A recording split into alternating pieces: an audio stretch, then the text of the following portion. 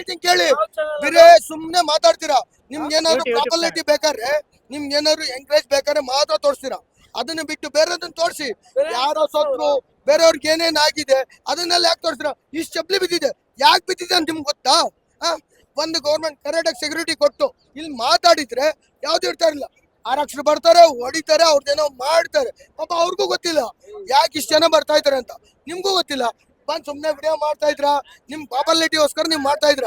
But ಆದ್ರೆ ಇಲ್ಲಿ ಆಗಿರೋ ಡಿಸಪಾಯಿಂಟೆಡ್ ಇಲ್ಲ ಏನಾದ್ರು ಆಗಿರೋ ಮಿಸ್ ಮ್ಯಾಚ್ ಏನಾದ್ರು ಗೊತ್ತಾ? ಯಾಕೆ ಇಷ್ಟು ಜನ ಸತ್ರು? ಯಾಕೆ 7 ಜನ ಸತ್ರು? ಹೆಂಗ್ ಸತ್ರು? ಯಾರ ಮೇಲೆ ಸತ್ರು? ನೀವು ಕರೆಕ್ಟಾಗಿ ನೀವು ಪಾಲನೆ ಮಾಡಿದ್ರೆ ಯಾರನ್ನ ಸಾಯೋರ? ಸೆಕ್ಯೂರಿಟಿ ಕರೆಕ್ಟ್ ಆಗಿ ಕೊಟ್ಟಿಲ್ಲ ಅಂತ ಸೆಕ್ಯೂರಿಟಿ ಸೆಕ್ಯೂರಿಟಿ ಕೊಟ್ಟಿಲ್ಲ, ಗೌರ್ಮೆಂಟ್ ಕರೆಕ್ಟ್ ಆಗಿಲ್ಲ. ಯಾಕಂದ್ರೆ ಹೋಗಲ್ ಫ್ಲೈಟ್ ಇಂದ ಇಳಿದ ತಕ್ಷಣ ಡಿ ಕೆ ಶಿವಕುಮಾರ್ ಬೊಕ್ಕೆ ಕೊಟ್ಬಿಡ ಎಂಟ್ರಿ ಮಾಡ್ಕೊಂತಾರೆ. ಬಟ್ ಆದ್ರೆ ಇಲ್ಲಿ ಜನ ಯಾವ ತರ ಎಂಟ್ರಿ ಮಾಡ್ಕೊಂತ ಇರೋ ನಿಮ್ಗೆ ಗೊತ್ತಿಲ್ಲಲ್ಲ. ಬಟ್ ಆದ್ರೆ ಅವ್ರು ಬಂದು ಯಾರು ಓಟ್ ಹಾಕಲ್ಲ ಬ್ರದರ್.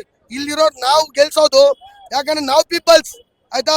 ಡಿ ಕೆ ಆಗ್ಲಿ ಯಾರೇ ಆಗ್ಲಿ ಯಾರು ಬಂದು ಹಾಕಲ್ಲ. ಇಲ್ಲಿಂದ ವಿಚಾರ ನಮ್ದು ಇರ್ತೈತೆ. ನಮ್ಮನ್ ಮುಖಾಂತರ ನಮ್ಮನ್ ಫಸ್ಟ್ ನೋಡಿ, ಮಿಕ್ಕಿದೆಲ್ಲ ಬೇರೆ.